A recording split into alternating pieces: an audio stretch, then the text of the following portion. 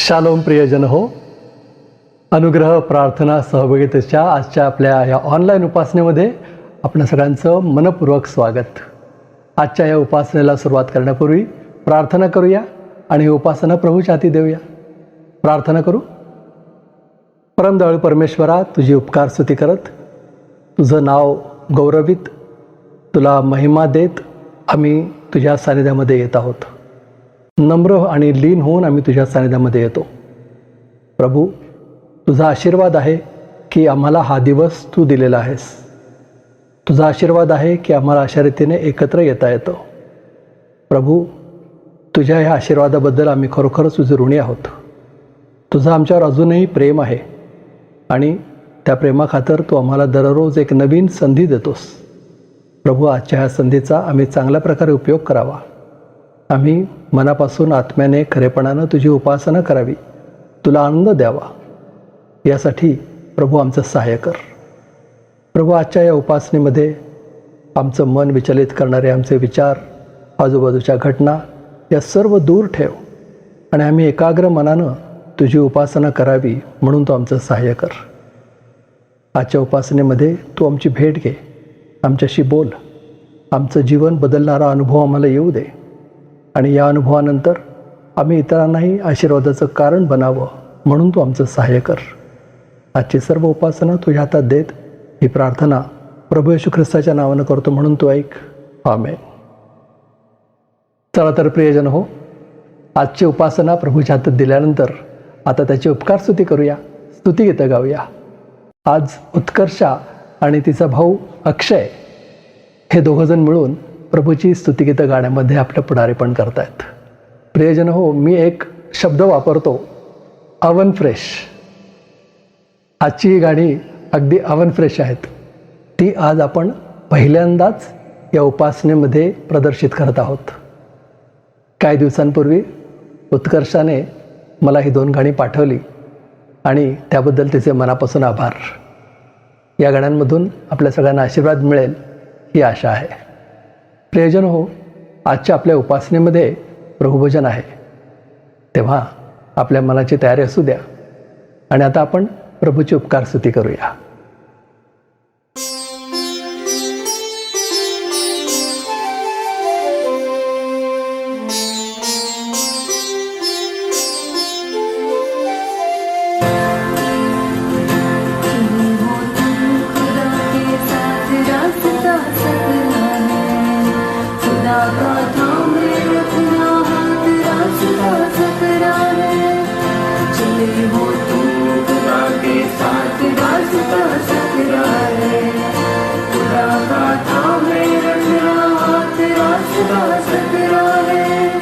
चलो चले यीशु के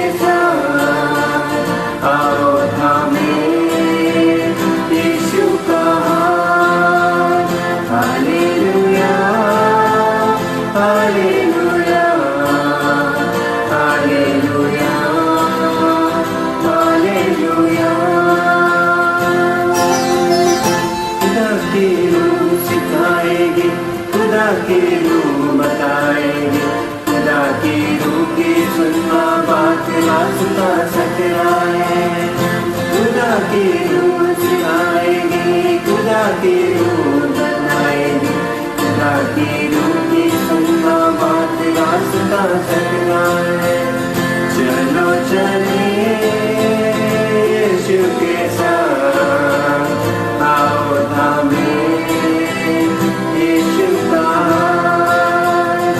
hallelujah, hallelujah, hallelujah, hallelujah.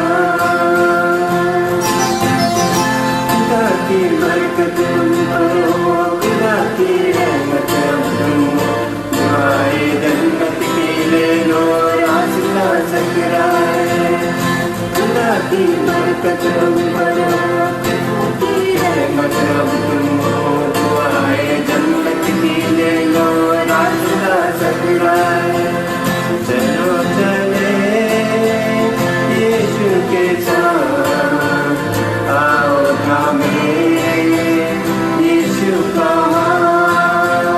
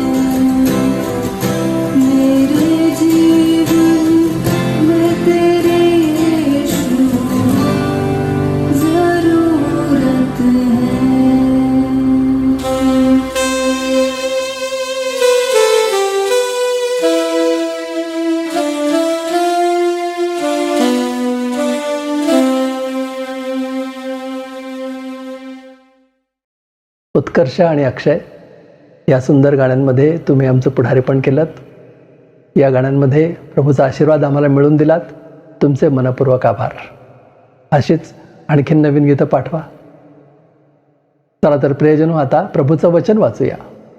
मिरजेहून बंधू सुरेश तिवडे, त्यांना मी लिहिताना ब्रदर सुरेश तिवडे असं लिहिलं आणि कदाचित आपल्याला असं वाटेल की मेडिकल प्रोफेशनमधले ब्रदर आहेत.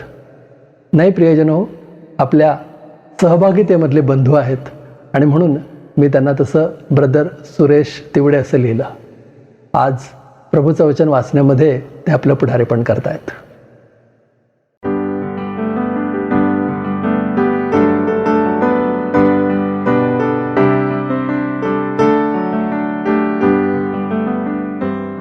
पौलाचे कैसकारास पत्र याचा पहिला अध्याय 9 ते 14 पर्यंत आपण वचन वाचून पाहूया.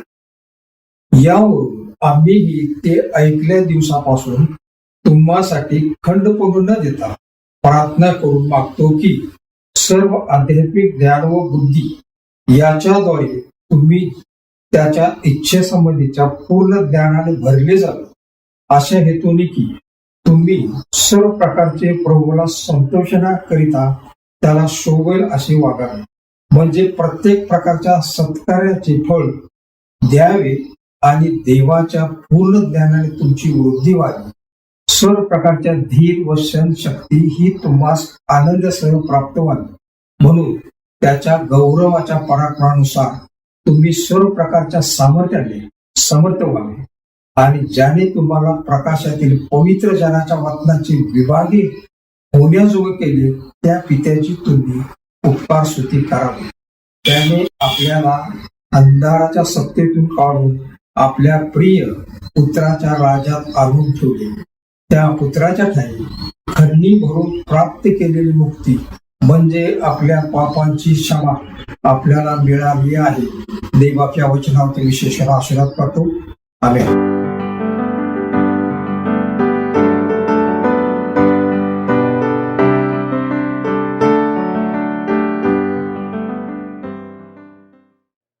बंधू सुरेश, सुंदर रीतीने प्रभूचं वचन वाचलं. अगदी वेळेत हे वचन आम्हाला वाचून पाठवलं. तुमचे मनपूर्वक आभार. आता वेळ झाली आहे दानार्पणाची. आपण आपलं दान प्रभूच्या चरणी आणूया आणि उपासना संगीतामधून हे सुंदर गीत जे आपल्याला अगदी आपल्या संडे स्कूलच्या दिवसांपासून माहीत आहे ते गाऊया. प्रभूची उपकार स्तुती करूया.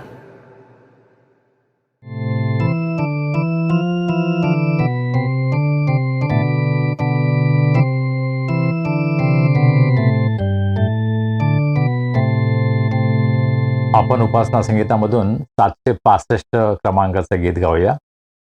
राजा येशू आला, राजा येशू आला. सर्वांच्या परिचयाचं संडे स्कूलचं गाणं कदाचित आपण म्हणतो याला, परंतु आपण भक्तीमध्ये हे गाणं गाऊ शकतो. फार सुंदर गाणं आहे आणि गीत गात असताना आपण आपलं दान परमेश्वराला अर्पण करूया. राजा येशू आला, राजा येशू आला, सैतानाला जिंकायाला. राजा येशू आला, सैतानाला जिंकायाला. राजा येशू आला, घालवूनी पापे आणि दुःखे घोर. घालवूनी पापे आणि दुःखे घोर. पूर्ण शांती द्यावयाला. राजा येशू आला, पूर्ण शांती द्यावयाला. राजा येशू आला.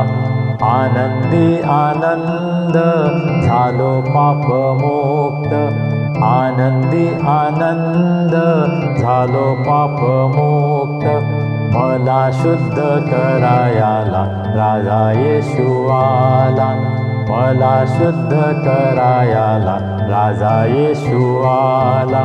वधस्तंभावरी प्राण देता झाला.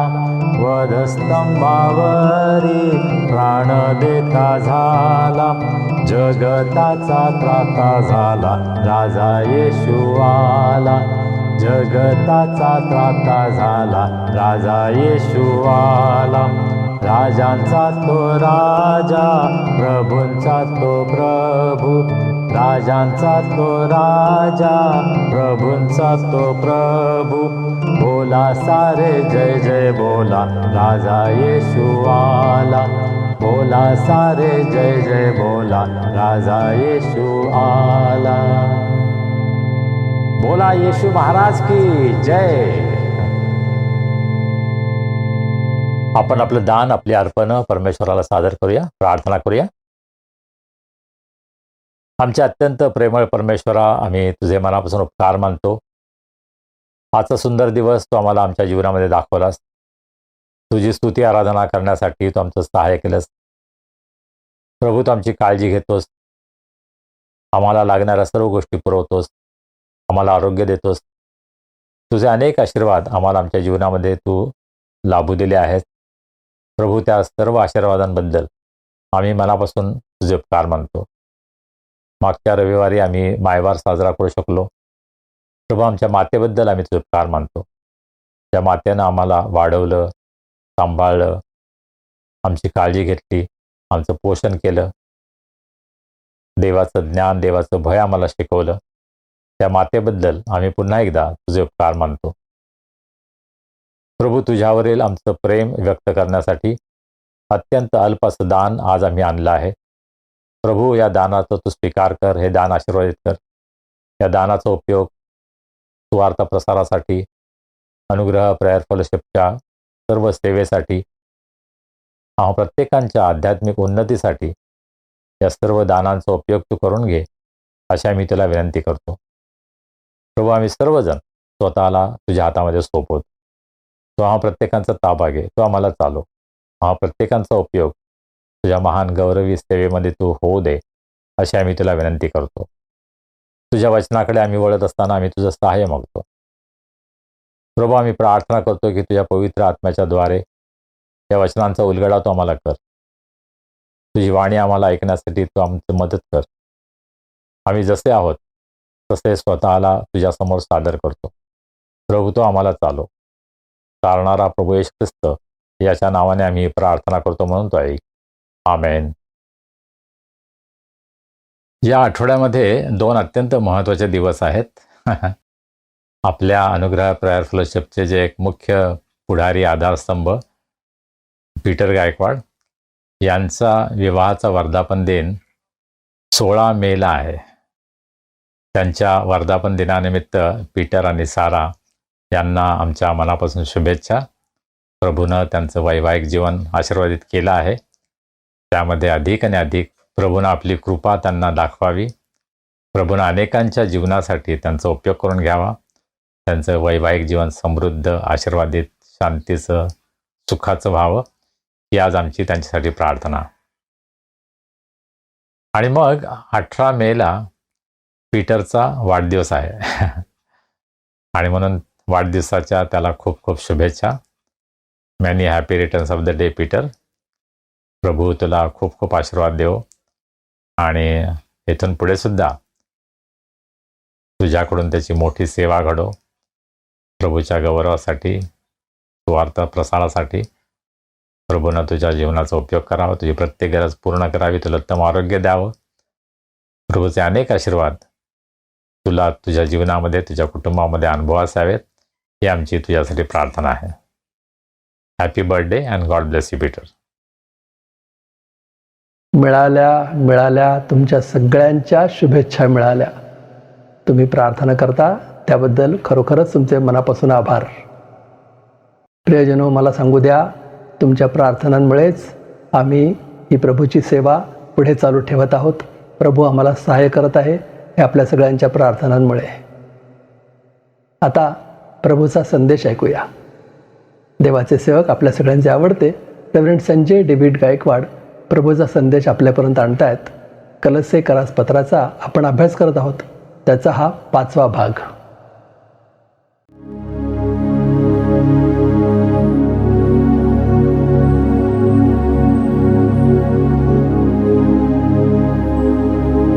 शालोम. कसे आहात आपण सर्व?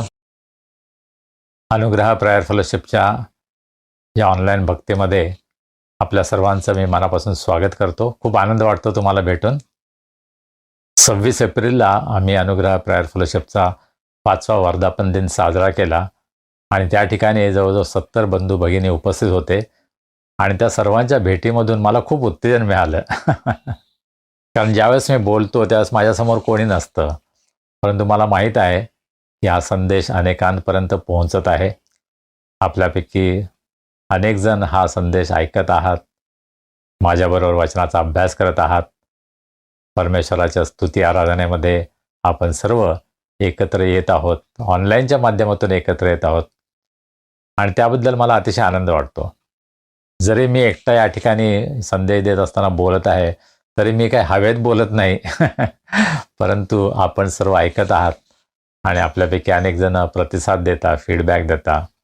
त्याबद्दल मला अतिशय आनंद वाटतो आणि मी प्रभूची मनापासून स्तुती करतो की गेली 5 वर्ष प्रभूने अद्भुतरित्या आम्हाला चालवलं आणि या सेवेच्या माध्यमातून अनेकांना प्रभू आशीर्वादित करत आहे. भौतिक, शारीरिक आशीर्वाद हे मला माहीत नाही, परंतु आध्यात्मिक निश्चित आशीर्वाद मिळत आहेत. प्रभूमध्ये आमची वाढ होत आहे, प्रभूच्या वचनामध्ये आमची वाढ होत आहे, प्रभूच्या ज्ञानामध्ये आमची वाढ होत आहे. त्याबद्दल मी प्रभूला मनापासून धन्यवाद देतो.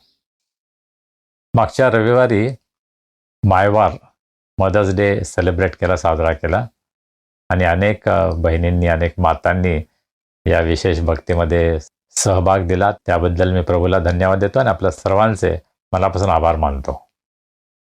मायवारानिमित्त विशेष संदेश आपल्यासाठी इंग्रजीमध्ये ब्रदर मयंक नोएल यांनी आणला आणि मराठीमध्ये सिस्टर पल्लवी मिस्त्री यांनी आपल्याकडे हा विशेष संदेश आणला. त्याबद्दल या दोघांचे मनापासून उपकार मानतो आणि माझी खात्री आहे की हा संदेश आपल्या सर्वांच्यासाठी अत्यंत आशीर्वादाचा झाला आहे. मायवाराच्या विषय भक्तीमध्ये, मध्यस्थीच्या प्रार्थनेमध्ये सिस्टर अनघाताई थोरात यांनी आमचं पुढारीपण केलं आणि इंग्रजीमध्ये सिस्टर अनिता गायकवाड यांनी आपलं पुढारीपण केलं. या दोन्ही बहिणींचा मी मनापासून आभारी आहे. शास्त्र वाचन करण्यामध्ये सिस्टर फियोना पंडित, ज्या कॅनडामध्ये असतात, आणि सिस्टर अर्चना जयंतकुमार त्रिभुवन यांनी मराठीमध्ये शास्त्र वाचन केलं. या दोन्ही बहिणींचा मी आभारी आहे. ज्या सर्वांनी या भक्तीमध्ये भाग घेतला त्या सर्वांचे मी मनापासून आभार मानतो.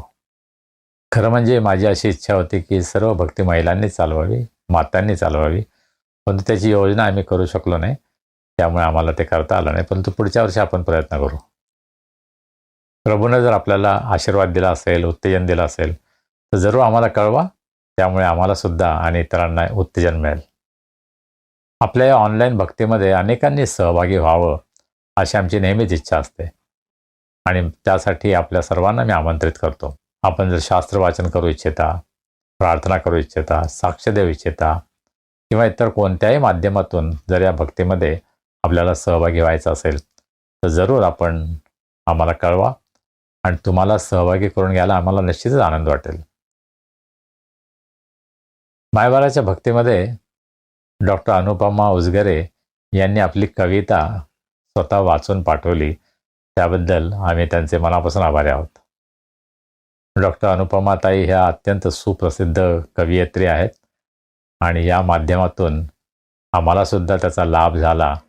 त्याबद्दल आम्ही त्यांचे आभारी आहोत. येथून पुढेही त्यांनी वेगवेगळ्या माध्यमातून आमच्यामध्ये सहभागी व्हावं अशी माझी त्यांना विनंती आहे. पण आपल्या समाजामध्ये असे अनेक मान्यवर आहेत की प्रभूनं त्यांना फार सुंदर दानं दिली आहेत आणि आमची खरोखर इच्छा आहे की आपल्या या भक्तीमध्ये अशा अनेकांनी सहभागी व्हावं. जगामध्ये त्यांचा नावलौकिक आहे, ते ओळखले जातात आणि त्याचा फायदा आपल्या मंडळीलाही व्हावा अशी आमची इच्छा आहे. आणि म्हणून जर आपण विशेष काही करू इच्छिता तर जरूर आम्हाला कळवा. भारतामध्ये आम्ही सध्या युद्धजन्य वातावरणामध्ये आहोत. प्रत्यक्ष युद्ध जाहीर करण्यात आलेलं नाही, परंतु भारत पाकिस्तानवर हल्ला करत आहे, पाकिस्तान भारतावर हल्ला करत आहे. अनेक इमारती, अनेक ठिकाणं उद्ध्वस्त केली जात आहेत, अनेक नागरिकांचा जीव जात आहे. परंतु युद्ध अजून झालं नाही असं आम्ही म्हणतो. कदाचित तांत्रिकदृष्ट्या हे युद्ध नसेल, परंतु मला असं वाटतं युद्धाला तोंड फुटलेलंच आहे. आम्ही आमच्या अनुग्रह प्रेयर फेलोशिप ग्रुपमध्ये यासाठी विशेष प्रार्थना करत आहोत. आमचे शूर सैनिक बॉर्डरवर आमच्यासाठी युद्ध खेळत आहेत. आपल्या जीवाची बाजी त्यांनी लावलेली आहे आणि म्हणून या सर्व सैनिकांसाठी आम्ही प्रार्थना करण्याची गरज आहे.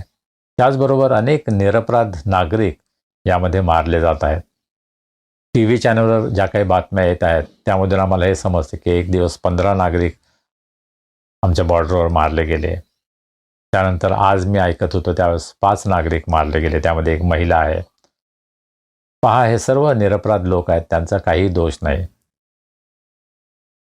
त्यांचं कुणाबरोबर युद्ध नाही, भांडण नाही, परंतु 2 देशाच्या युद्धामध्ये, भांडणामध्ये हे भरडले जात आहेत.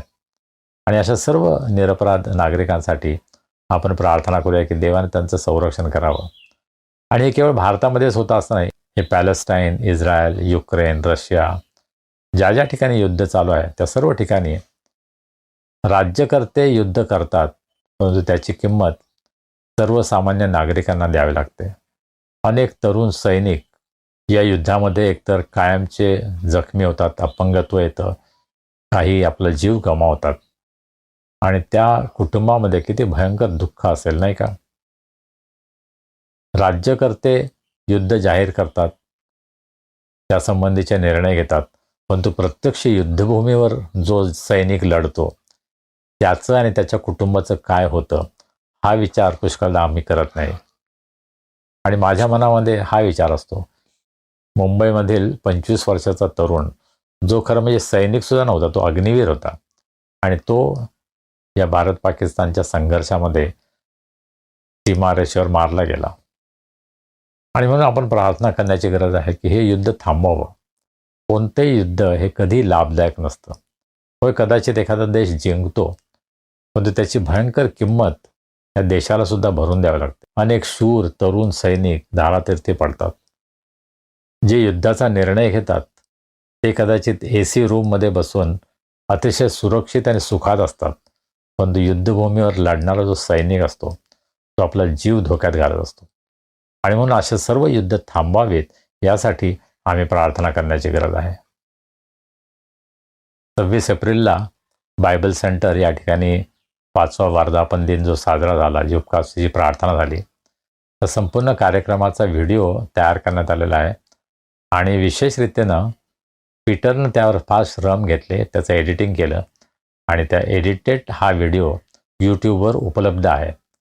जर आपण या कार्यक्रमाला उपस्थित राहू शकला नसाल तर जरूर आपण हा पहा आणि निश्चित मला खात्री आहे की या व्हिडिओच्याद्वारे तुम्हाला आशीर्वाद मिळेल.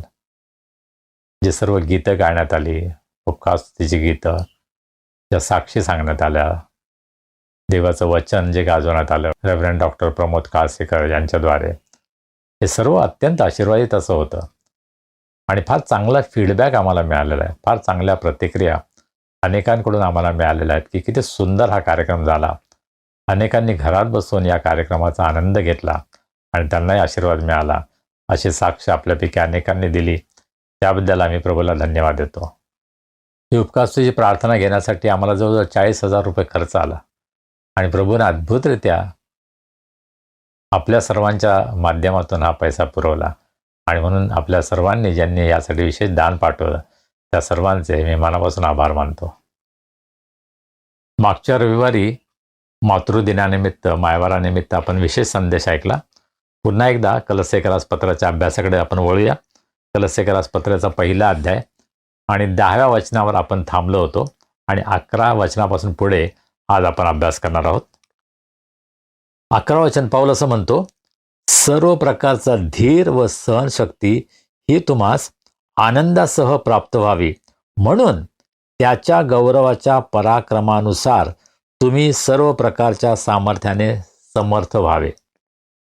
आता जर आपण 9व्या वचनामध्ये पाहिलं तर पाऊल असं म्हणत आहे की आम्ही तुम्हासाठी खंड पडू न देता प्रार्थना करून मागतो की.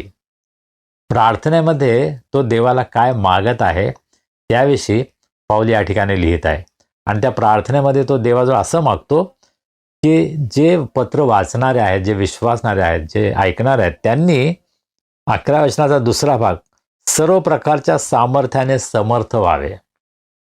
इंग्रजीमध्ये सर्व प्रकारच्या सामर्थ्याने समर्थ व्हावे हे आधी आहे आणि त्यानंतर सर्व प्रकारचा धीर आणि सहनशक्ती असा आहे. तर त्याच अनुक्रमाने आपण हे पाहणार आहोत. पाऊल देवाजवळ असं मागतो की विश्वासणाऱ्यांनी देवाच्या गौरवाच्या पराक्रमानुसार सर्व प्रकारच्या सामर्थ्याने समर्थ व्हावे. मग सर्वसाधारणपणे प्रार्थनेमध्ये अनेक सेवक काय मागतात? परमेश्वर तुम्हाला आशीर्वादित करो, परमेश्वर तुम्हाला आरोग्य देवो, परमेश्वर तुम्हाला हे देवो, परमेश्वर ते देवो. जगिक गोष्टी सहसा मागितल्या जातात आणि त्यामध्ये अयोग्य काहीच नाही. जगिक गोष्टी आम्हाला हव्या आहेत. आम्हाला आरोग्य हवं आहे, आम्हाला समृद्धी हवी आहे, आम्हाला भरपूर पगार हवा आहे, पैसा हवा आहे, आम्हाला बंगला हवा, गाडी हवी, हे सगळं चांगलं आहे. परंतु पाऊलाचं प्राधान्य काय आहे? तो म्हणतो की तुम्ही सर्व प्रकारच्या सामर्थ्याने समर्थ व्हावे. तुमच्याकडे जर सोर्स असेल तर बाकीच्या गोष्टींची तुम्हाला काळजी वाटणार नाही. जर बलवान असाल, तुम्ही जर सामर्थ्यवान असाल तर तुम्ही लहान सहान गोष्टी मागणार नाही. मला जॉब मिळू दे, मला घर मिळू दे, मला हे मिळू दे, ते मिळू दे, हे मागणार नाही. कारण त्याच्याही पेक्षा वर, त्याच्यापेक्षा मोठं असं काहीतरी देव तुम्हाला देतो. देव त्याचं सामर्थ्य तुम्हाला देतो. आणि पाऊलाची प्रार्थना विश्वासणाऱ्यांसाठी ही आहे की त्यांनी सामर्थ्यांनी युक्त व्हावं. युद्धामध्ये जे सैनिक असतात ते लेचेपेचे असून चालत नाही, नाही का? ते दुर्बळ असून चालत नाही, कारण त्यांना युद्ध करायचं असतं. युद्धावर जर त्यांचा टिकाव लागायचा असेल तर त्यांना बलशाली असायला हवं, बळकट असायला हवं. आणि ख्रिस्ती विश्वासणाऱ्यांनी या आध्यात्मिक युद्धामध्ये कशा प्रकारे सामर्थ्यवान असावं यासाठी पाऊल ही इच्छा प्रकट करतो, ही प्रार्थना करतो. आता सर्व प्रकारच्या सामर्थ्याने, त्याच्यामध्ये सगळ्या गोष्टी आहेत, पण त्याच्या अगोदर तो काय म्हणतो? त्याच्या गौरवाच्या पराक्रमानुसार. हे जे सामर्थ्य आहे ते देवाच्या गौरवाच्या पराक्रमानुसार असायला हवं. देवाचं गौरव त्यामध्ये असायला हवं, देवाचा पराक्रम त्यामध्ये आम्हाला दिसायला हवं. माणसाचं सामर्थ्य नाही. पुष्कळदा लोकांना असं वाटतं जेव्हा काही ते सुपर नॅचरल असं घडतं, काही सभांमध्ये नाही का, असा हात फिरवला की लोक पडतात, लोकांना फार भारी वाटतं, अरे किती सामर्थ्य आहे. देवाचं सामर्थ्य हे दिसण्यामध्ये नाही, परंतु ते आत्म्यामध्ये आहे. देवाच्या पराक्रमाच्या सामर्थ्यानं. देवाचा पराक्रम काय आहे?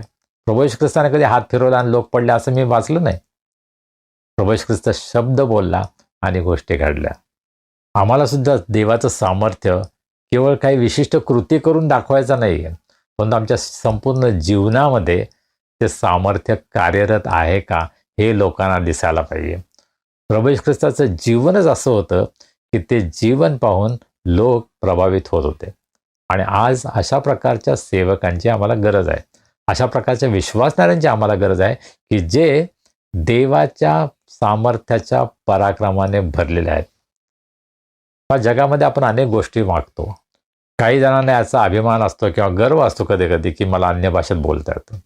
काही जणांना याचा गर्व असतो की माझ्याद्वारे रोग बरे होतात. पुण्यामध्ये एक सेवक आहेत, ते स्वतःला बिशप म्हणतात. प्रत्येक वेळेला मी त्यांना आतापर्यंत 3-4 वेळेला भेटलो, ते प्रत्येक वेळेला त्यांनी एक सांगितलं की मी प्रार्थना केली आणि एक मनुष्य जिवंत झाला. तीच साक्ष प्रत्येक वेळेला द्यावी अशी त्यांना का वाटतं? दुसऱ्या साक्षी नाहीत जीवनामध्ये? एक मनुष्य जिवंत झाला ही एकच साक्ष, त्याच्यावर आधारित त्यांची सेवा आहे का?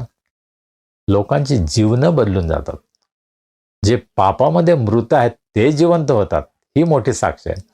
मेलेला मनुष्य जिवंत झाला, त्याच्यामध्ये काय मोठी गोष्ट आहे? तो पुन्हा मरणारच आहे. मला नाही वाटत देव अशा प्रकारे कार्य करतो. देव आमच्या जीवनाचं संपूर्ण परिवर्तन घडून आणतो, आमच्या जीवनामध्ये आमूलाग्र बदल घडून आणतो आणि देवाचं सामर्थ्य अशा प्रकारे आमच्या जीवनामधून प्रकट होतं.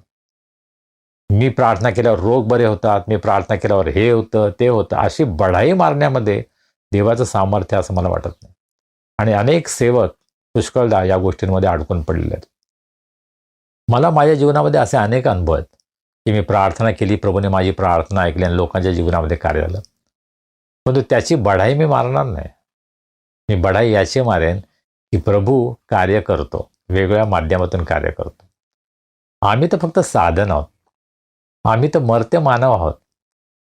आम्ही फक्त देवाचे सेवक आहोत.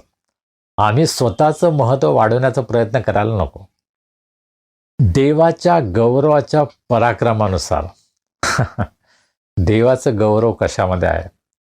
देवाचं गौरव सार्वकालिक जीवनामध्ये आहे. देवाचं गौरव केवळ जगिक गोष्टीमध्ये नाही, परंतु सार्वकालिक टिकणाऱ्या गोष्टींमध्ये आहे. देव आमची जीवनं बदलून टाकतो. ते केवळ या जगामध्ये आपलं जीवन चांगलं असावं यासाठी नाही, परंतु आम्हाला अनंत काळचं जीवन मिळावं, देवाबरोबरचं जीवन मिळावं, यासाठी देव आमच्या जीवनामध्ये कार्य करतो. देवाचं गौरव याचा अनुभव खरोखर आम्ही घेतला आहे का? देवाचं गौरव जेव्हा आमच्यामध्ये प्रगट होतं ना, तेव्हा आम्ही त्या वरवरच्या सुपरफिशियल गोष्टीमध्ये अडकून राहत नाही. पुष्कळ अनेकांच्या साक्षी या फक्त पैशाच्या बाबतीमध्ये असतात. मी प्रार्थना केली आणि देवाने मला 10,000 दिले. मी चर्चमध्ये 10,000 दान दिलं आणि परमेश्वराने मला 20,000 दिले.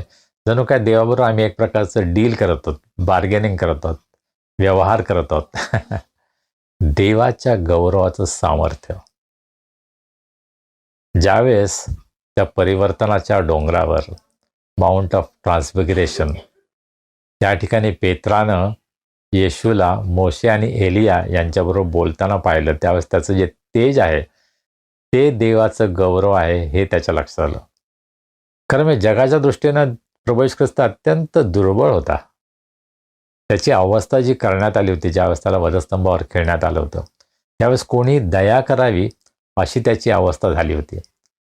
परंतु ते त्याचं फक्त तात्पुरतं स्वरूप होतं. प्रभू येशू ख्रिस्त हा गौरवी आहे. ज्यावेळेस तो मेलेल्यामधून पुन्हा उठला, पुनरुत्थित झाला, मृत्यूवर त्याने विजय मिळवला, त्यावेळेस त्याचं गौरव काय आहे याची ओळख शिष्यांना झाली. आणि आम्हाला सुद्धा देवाच्या गौरवाचं सामर्थ्य काय आहे याची ओळख होण्याची गरज आहे. आम्ही केवळ लहान सहान गोष्टीमध्ये, हो देवाने मला आरोग्य दिलं, फार चांगली गोष्ट आहे, देवाने मला पैसे दिले, देवाने मला जॉब दिला, देवाने मला हे दिलं ते दिलं, या चांगल्या साक्षी आहेत. पण आम्हाला त्याच्याही वर जाण्याची गरज आहे. देवाचं गौरव मला समजलं आहे का? देवाच्या गौरवाचं सामर्थ्य याचा अनुभव मी घेतला आहे का? आणि पाऊल ती प्रार्थना करतो की तुम्ही सर्व प्रकारच्या सामर्थ्याने समर्थ व्हावं. कसं? देवाच्या गौरवाचा पराक्रम, कदाचित ही गोष्ट आम्हाला समजण्याच्या पलीकडची आहे, परंतु त्या प्रकारचं सामर्थ्य तुम्हाला आणि मला मिळावं ही देवाची इच्छा आहे. आम्ही केवळ लहान सहान गोष्टीमध्ये अडकून पडू नये. होय, देव आमच्या सगळ्या गोष्टींची काळजी घेतो. अगदी आम्हाला 10 रुपयांची गरज असेल ती सुद्धा देव पुरवतो, हे खरं आहे. परंतु देवाची इच्छा आहे की आम्ही फार मोठ्या गोष्टी पाहाव्यात. देवाचं गौरव ही इतकी अद्भुत गोष्ट आहे की त्यामध्ये देवाचं सामर्थ्य प्रगट होतं. ते आम्हाला समजावं आणि त्या सामर्थ्यामध्ये आम्ही कार्य करावं अशी देवाची इच्छा आहे. जेव्हा आम्ही अशा प्रकारे देवाच्या सामर्थ्याने समर्थ होतो, तेव्हा सर्व प्रकारचा धीर व सहनशक्ती ही तुम्हाला आनंदासह प्राप्त व्हावी. तुम्हाला धीर आणि सहनशक्ती प्राप्त व्हावी अशी जर इच्छा असेल तर तुम्हाला सर्व प्रकारच्या सामर्थ्यानं समर्थ होण्याची गरज आहे. जेव्हा तुम्ही सर्व प्रकारच्या सामर्थ्यानं समर्थ होता, तेव्हा सर्व प्रकारचा धीर आणि सहनशक्ती ही तुम्हाला आनंदासह प्राप्त होती. प्रामुख्याने 2 गोष्टी सांगितल्यात, धीर आणि सहनशक्ती ही आम्हाला प्राप्त व्हावी अशी देवाची इच्छा आहे. परंतु केवळ धीर आणि सहनशक्ती नाही, परंतु ती आनंदासह प्राप्त व्हावी. आणि हा फार मोठा फरक आहे. पण आम्ही सर्वजण या जगामध्ये असताना आम्हाला धीराची गरज आहे, सहनशक्तीची आम्हाला आवश्यकता आहे, आम्हाला गरज आहे. ज्यावेळेस आम्ही प्रवास करतो, ज्यावेळेस आम्ही आपली कार चालू असतो, स्कूटर चालू असतो, त्यावेळेस आम्ही ट्रॅफिकमध्ये जेव्हा फसतो, तेव्हा आम्हाला सहनशक्तीची आणि धीराची खूप आवश्यकता असते. आजकाल आपण पाहतो की रस्त्यावर भांडणं होतात, एकमेकांवर लोक हल्ला करतात, काही जणांचा त्या ठिकाणी मृत्यू झालेला, अशा बातम्या आपण पाहतो. अतिशय स्फोटक वातावरण झालेलं आहे. लोकांचा धीर सुटत चालला आहे, सहनशक्ती कमी होत चालली, आणि त्यामुळं आमचे इतरांबरोबरचे संबंध बिघडत आहेत. कामाच्या ठिकाणी आमची सहनशक्ती कमी पडते, आमचा धीर सुटतो आणि आमचे एकमेकांबरोबर वाद होतात. घरामध्ये हे होत आहे, आमची सहनशक्ती आता कमी होत राहिली, आमचा धीर सुटायला लागला. आम्ही एकमेकांचं सहन करू शकत नाही. एखादा चुकीचा शब्द जर आम्ही बोललो तर दुसऱ्याला ते सहन होत नाही. अगदी लहान लहान गोष्टींवर एकमेकांवर हल्ले करायला लागलेत लोक आता. मित्रांमध्ये भांडण व्हायला लागलीत. कारण आमचा धीर आणि आमची सहनशक्ती ही कमी व्हायला लागली. आणि आज आम्हाला प्रार्थना करण्याची गरज आहे की देवानं त्याचा धीर, त्याची सहनशक्ती आम्हाला द्यावी. आणि हे कुणापासून बरं आम्हाला शिकता येईल? प्रभू येशू ख्रिस्तापासून. ज्यावेळेस यहुदी पुढारी सैनिकांना घेऊन प्रभू येशू ख्रिस्ताला धरायला आले, त्यावेळेस प्रभू येशू ख्रिस्त म्हटला की मी आहे. तो घाबरला नाही. परंतु पेत्राला ते सहन झाला नाही. पेत्राने आपल्या हातातली तलवार काढली आणि त्यानं प्रमुख याजकाच्या दासावर हल्ला केला. त्याची सहनशक्ती संपली, त्याचा धीर सुटला. परंतु प्रभू येशू ख्रिस्त त्या सर्व दुःखातून पार गेला. त्याला फटके मारण्यात आले, त्याचा छळ करण्यात आला. अत्यंत क्रूर असा वधस्तंभ घेऊन यरुशलेमच्या रस्त्यांवर तो चालला. वधस्तंभावर त्याला खेळण्यात आलं. कधी त्याची सहनशक्ती कमी झाली असं आपल्याला दिसतं का? मला तर हे सहन होत नाही, हे माझ्या सहनशक्तीच्या पलीकडे आहे, असं प्रभू येशू ख्रिस्त म्हटला का? तुम्ही म्हणाल नाही ना, तो देव होता. नाही, तो 100% मनुष्य होता. तो 100% देव होता, पण त्याचबरोबर तो 100% मानव होता. जे दुःख तुम्हाला आणि मला होतं तेच प्रभू येशू ख्रिस्ताला सुद्धा त्यावेळेला होत होतं. अत्यंत भयंकर अशा दुःखातून, वेदनेतून तो जात होता. आणि त्यामध्ये सुद्धा त्याने आपल्या शत्रूंसाठी प्रार्थना केली, हे बापा, यांना क्षमा कर, कारण हे काय करतात हे यांना समजत नाही. प्रभू येशू ख्रिस्ताचा हा स्वभाव आहे. धीर आणि सहनशक्ती तर आम्हाला कोणापासून शिकायची असेल तर ती प्रभू येशू ख्रिस्तापासूनच आम्हाला शिकावी लागेल. आणि मग ती सहनशक्ती जेव्हा आमच्यामध्ये येते तेव्हा आमचं जीवन पाऊलाप्रमाणे होतं. पाऊल तर ख्रिस्तीमानीचा छळ करत होता, द्वेष करत होता. पण त्याचं परिवर्तन झालं, त्याचा बदल झाला. आणि मग त्याला जेव्हा पकडून जेलमध्ये टाकण्यात आलं, जोखडामध्ये त्याचे हातपाय टाकण्यात आले, त्यावेळेस तो काय करत होता? शिव्या शब्द होता, तक्रारी करत होता, रडत होता? नाही, तो गीत गात होता, देवाची स्तुती आराधना करत होता. ही सहनशक्ती पाऊलाला होती. आणि म्हणून तो प्रार्थना करतोय की तुमच्यामध्ये धीर आणि सहनशक्ती आनंदासह प्राप्त व्हावी. त्याला त्याचा स्वतःचा अनुभव होता की त्यानं सुद्धा धीर आणि सहनशक्ती काय आहे याचा अनुभव घेतला होता. केवळ धीर आणि सहनशक्ती नाही, परंतु आनंदासह. आम्ही पुष्कळदा सहन करतो गोष्टी, परंतु अंतःकरणामध्ये आमची तडफड असते, जळफळाट असतो. आम्ही कदाचित शिव्या शाब्द असतो, माझ्यावरच का त्रास, मलाच का त्रास. मिरजमध्ये असताना आम्ही नेहमी हा जोक करायचो, मलाच रे देवा का त्रास.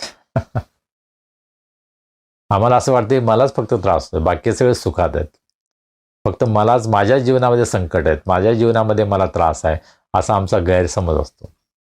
कारण सहनशक्ती आणि धीर याचं रहस्य कशामध्ये आहे हे आम्ही अद्याप समजलेलं नाही. धीर आणि सहनशक्ती आनंदासह प्राप्त व्हावी. सहनशक्ती आणि धीर याच्यामध्ये आम्हाला आनंद असायला हवा. आमच्या दुःखामध्ये सुद्धा आम्हाला आनंद करायचं रहस्य माहीत असलं पाहिजे. आणि प्रत्येक विश्वासणाऱ्याच्या जीवनामध्ये हे घडावं अशी देवाची इच्छा आहे. माझे मिशनरी अत्यंत दुर्गम भागामध्ये, अत्यंत कठीण परिस्थितीमध्ये देवाची सेवा करत आहेत. ते तक्रार करत नाहीत, काय जेवण आहे हे, काय झोपायला व्यवस्था नाही, अशा प्रकारची तक्रार ते कधी करत नाहीत. ते अतिशय आनंदानं सेवा करतात. आम्ही जे शहरामध्ये राहतो, आम्ही एखाद्या कॅम्पला गेलो, काय फॅन चालू नाही, काय इथे AC नाही, काय जेवण आहे, अशा प्रकारे आम्ही तक्रार करतो. कारण धीर आणि सहनशक्ती आनंदासह आमच्या जीवनामध्ये नाही आहे. आणि आम्हाला सर्वांना हे शिकण्याची गरज आहे.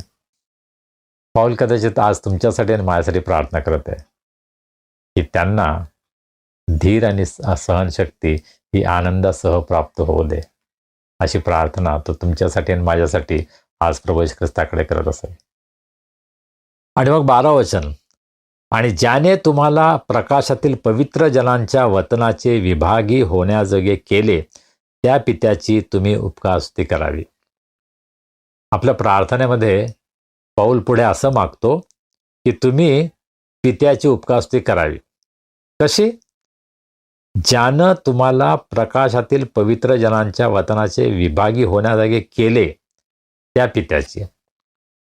देवानं माझ्या जीवनामध्ये, आम्हा प्रत्येकाच्या जीवनामध्ये काय कार्य केलेलं आहे बरं? त्यानं तुम्हाला आणि मला प्रकाशातील पवित्र जनांच्या वतनाचं विभागी केलं आहे.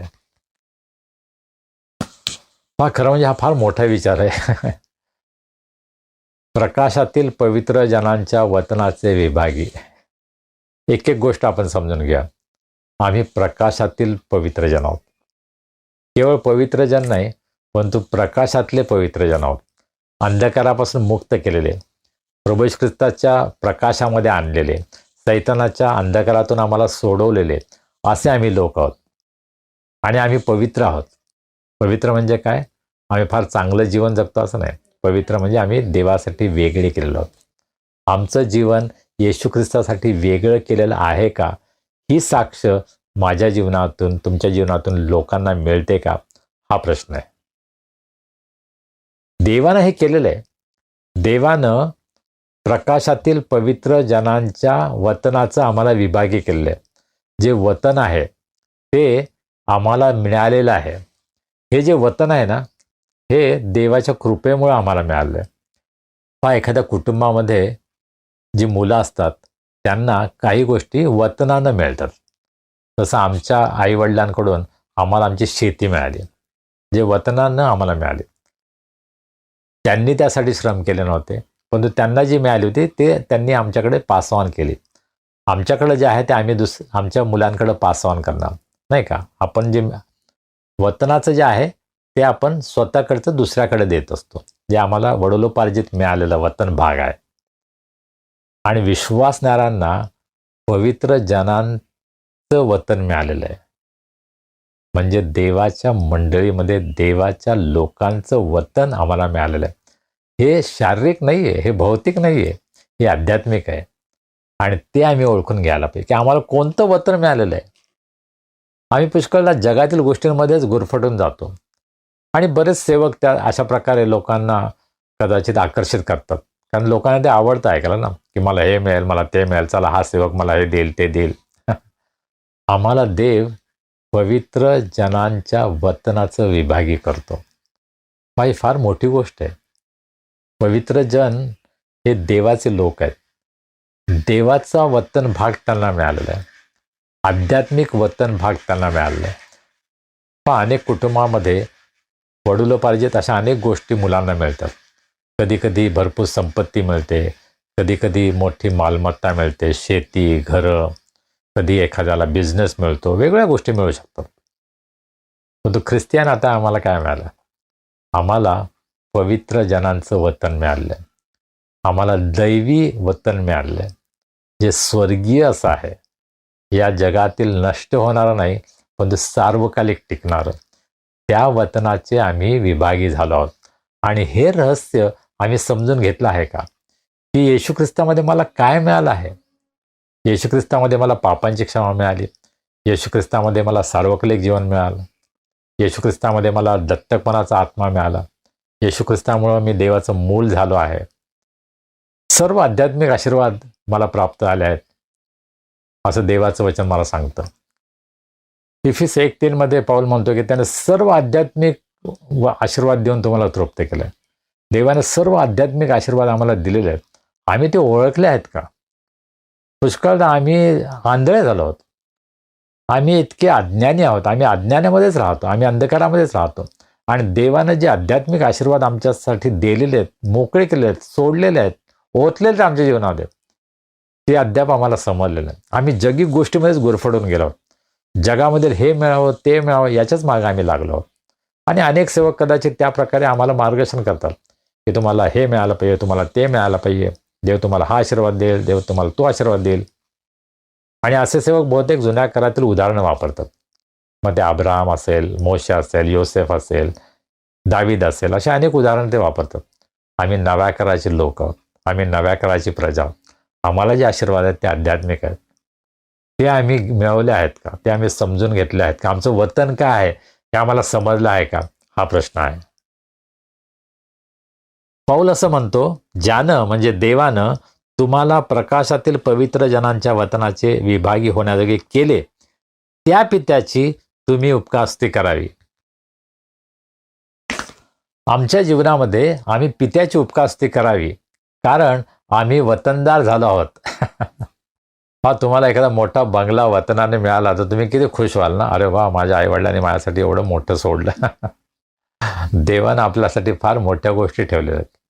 देवाने त्याचे सर्व आध्यात्मिक आशीर्वाद आमच्यासाठी मोकळे केलेले आहेत. फक्त आम्ही त्याचा अनुभव घेत आहोत का? आम्ही त्यामध्ये चालत आहोत का?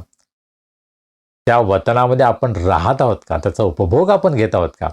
हा प्रश्न आपण स्वतःला विचारायला हवा की आम्ही अद्याप आध्यात्मिकरित्या दारिद्र्यामध्येच आहोत.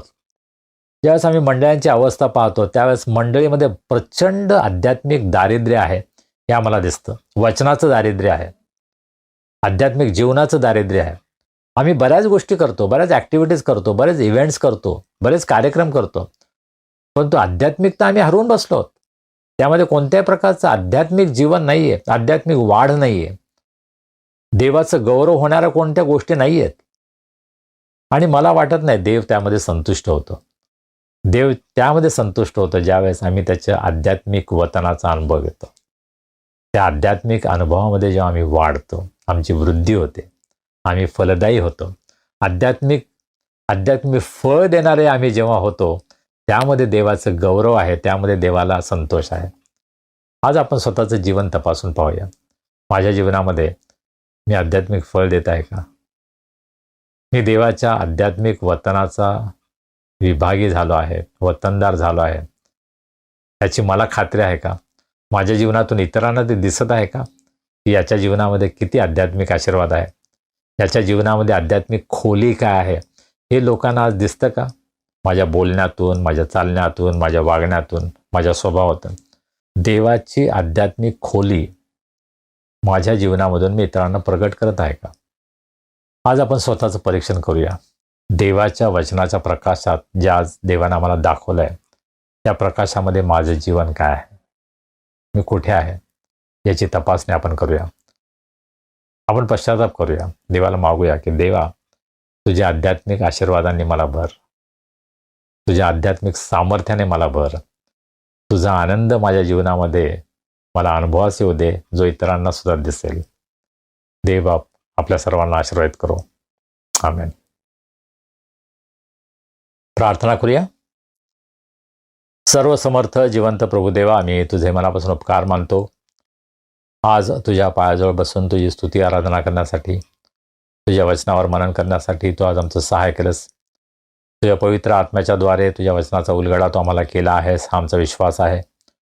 प्रभू, आम्ही अधिक आणि अधिक त्यावर मनन करावं, तुझी इच्छा आम्ही समजून घ्यावी, तुझ्या आज्ञेचं आम्ही पालन करावं, यासाठी आम्हा सर्वांना तुझी कृपा तू पुरव.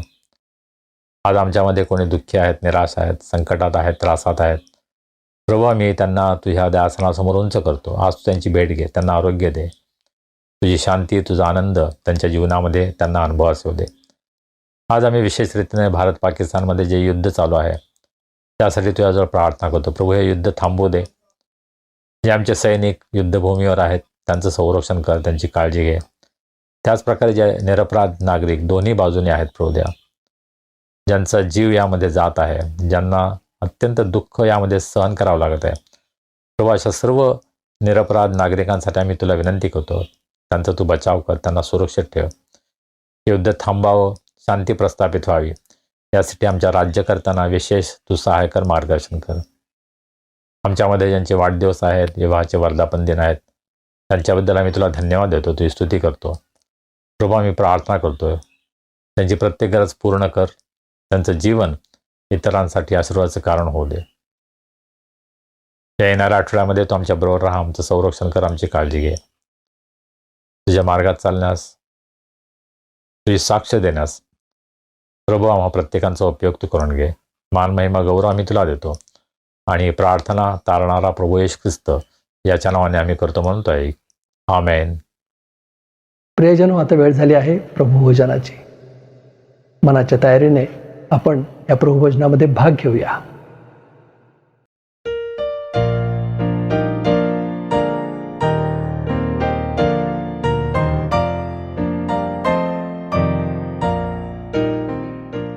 देवाच्या प्रिय लोकांनो, प्रभूच्या मेजामध्ये सहभागी होण्यासाठी, पवित्र प्रभुभोजनामध्ये सहभागी होण्यासाठी आपण सर्वजण स्वतःची तयारी करूया. आपण प्रार्थना करूया. सर्व समर्थ जिवंत प्रभुदेवा, आम्ही तुझे उपकार मानतो. तू आमच्यावर प्रीती केलीस. आम्ही पापामध्ये असताना तुझा पुत्र प्रभू येशू ख्रिस्त याला तू या जगामध्ये पाठवलंस. आमच्या पापांसाठी अत्यंत क्रूर अशा वधस्तंभावर त्यानं स्वतःचं बलिदान केलं. आपलं निष्कलंक रक्त त्यानं सांडलं. प्रभू, त्याच्या या बलिदानाबद्दल आज आम्ही तुझी स्तुती करतो आणि उपकारस्तुतीच्या अंतःकरणानं आज आम्ही तुझ्याकडे येतो. हा मेज आम्ही सिद्ध करत असताना तू आमचं सहाय्य कर, तू आमचं मार्गदर्शन कर. या मेजामध्ये सहभागी होण्यासाठी तू आम्हाला पात्र कर.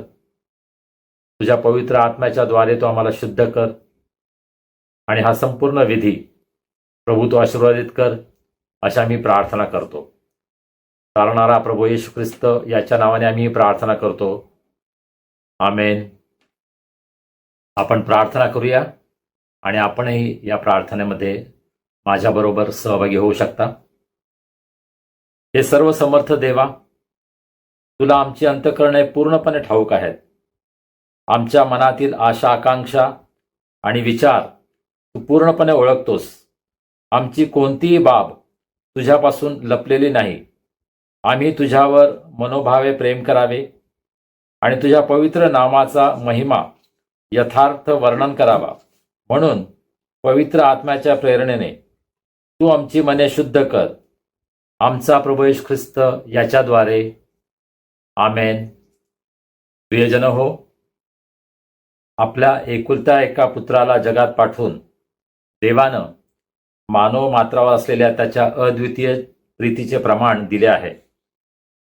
त्या पुत्राने आम्हाला आमच्या पातकांपासून मुक्त करावे, स्वर्गात आमच्यासाठी मध्यस्थी करावी आणि आम्हाला सनातन जीवन द्यावे, अशी देवपित्याने योजना केली.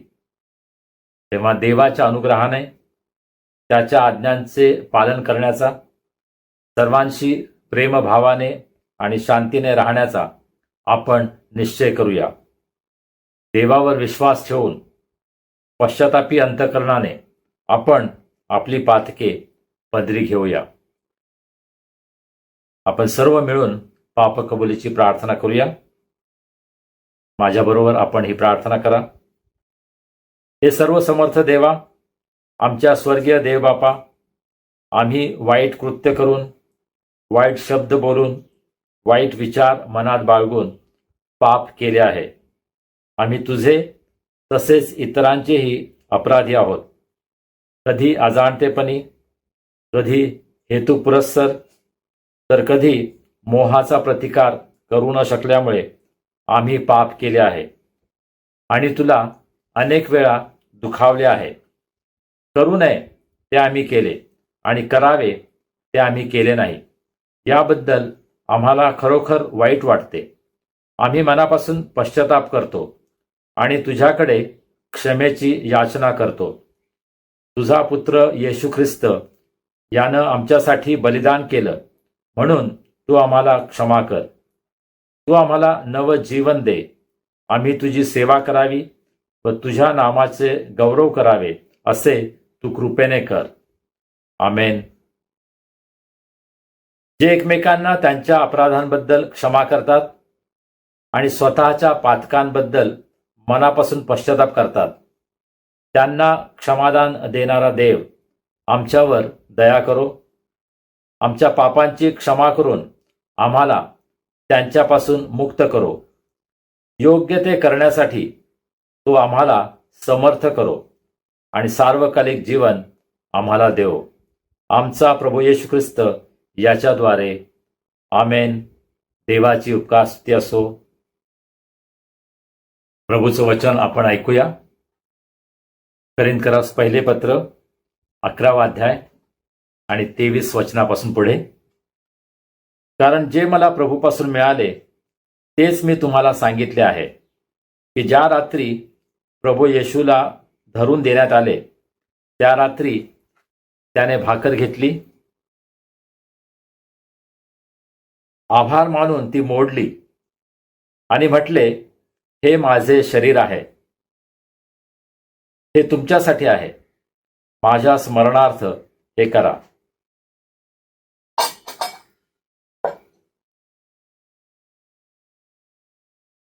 मग भोजन झाल्यावर त्याने प्याला घेऊन तसेच केले आणि म्हटले, हा प्याला माझ्या रक्ताने झालेला नवा करार आहे. जितक्यांदा तुम्ही हा पिता तितक्यांदा माझ्या स्मरणार्थ हे करा. कारण जितक्यांदा तुम्ही ही भाकर खाता व हा प्याला पिता तितक्यांदा तुम्ही प्रभूच्या मरणाची तो येईपर्यंत घोषणा करता.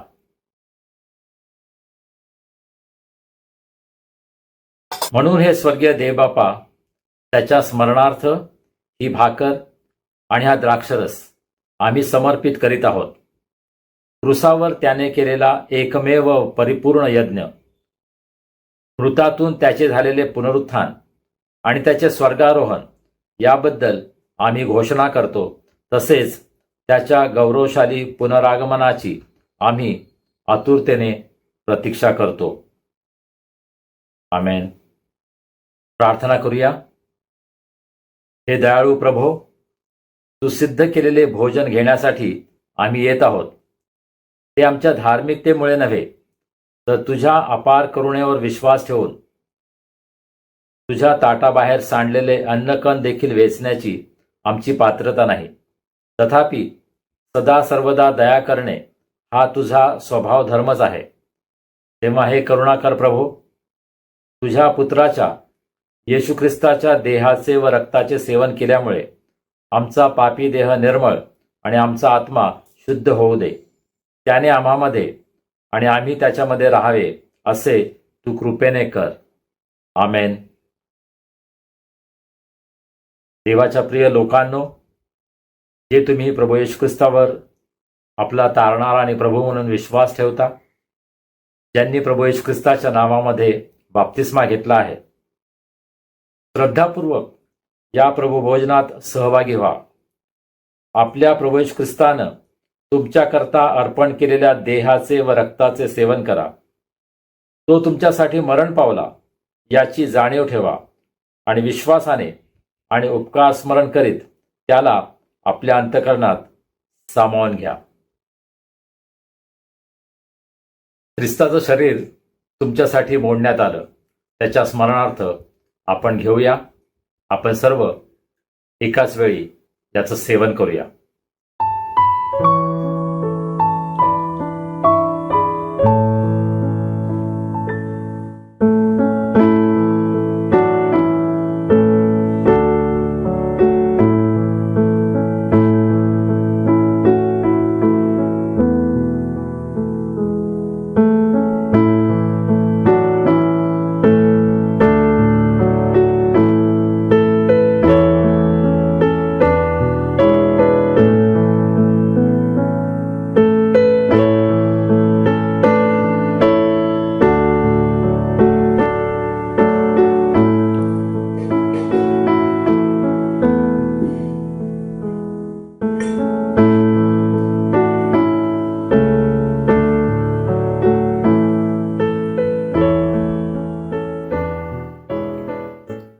ख्रिस्ताचं रक्त तुमच्यासाठी सांडण्यात आलं, त्याच्या स्मरणार्थ यामधून घ्या.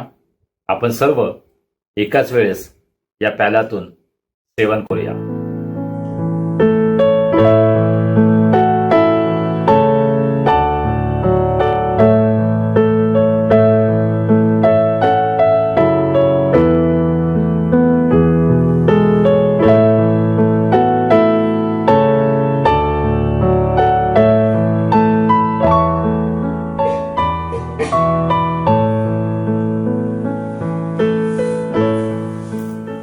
श्रद्धापूर्वक प्रभुभोजन घेतल्यानंतर आपण आता देवाला धन्यवाद देऊया.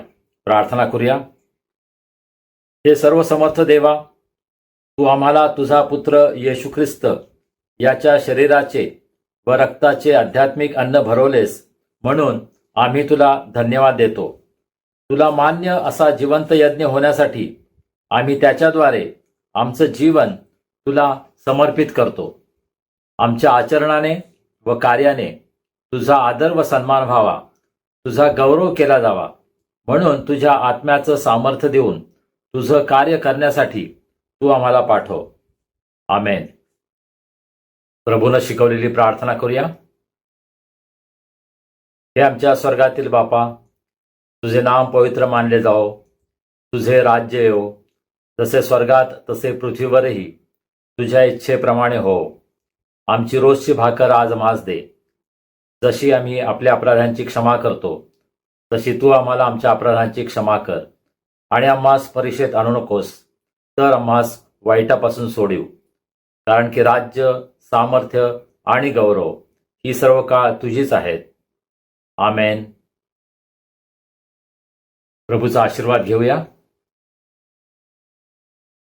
आता ज्या शांतीच्या देवानं सर्व काळच्या कराराच्या रक्तानं मेंढरांचा महान मेंढपाळ आपला प्रभू येशू याला मेलेल्यातून परत आणले, तो देव आपल्या दृष्टीने जे आवडते ते आपणामध्ये येशू ख्रिस्ताच्या द्वारे करो व आपल्या इच्छेप्रमाणे करण्यास तो तुम्हाला प्रत्येक चांगल्या कामात सिद्ध करो. त्या येशू ख्रिस्ताला युगानयुग गौरव असो. आणि देव बापाची प्रीती, प्रभू येशू ख्रिस्ताची कृपा, पवित्र आत्म्याची सहभागिता आम्हा सर्वांसह प्रभू येशूवर प्रेम करणाऱ्या प्रत्येक शिष्याबरोबर आता आणि सदा सर्व काळ असो. आमेन. सुवंद्य देवा परात्पर स्तवा हो त्याला खाली वर तो बाप पुत्र आत्मा जा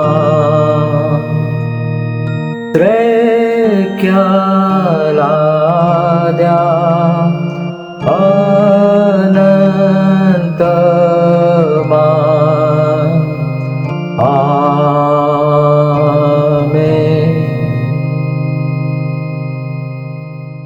शांतीने जा आणि प्रभूची आणि एकमेकांची सेवा करा. आमेन.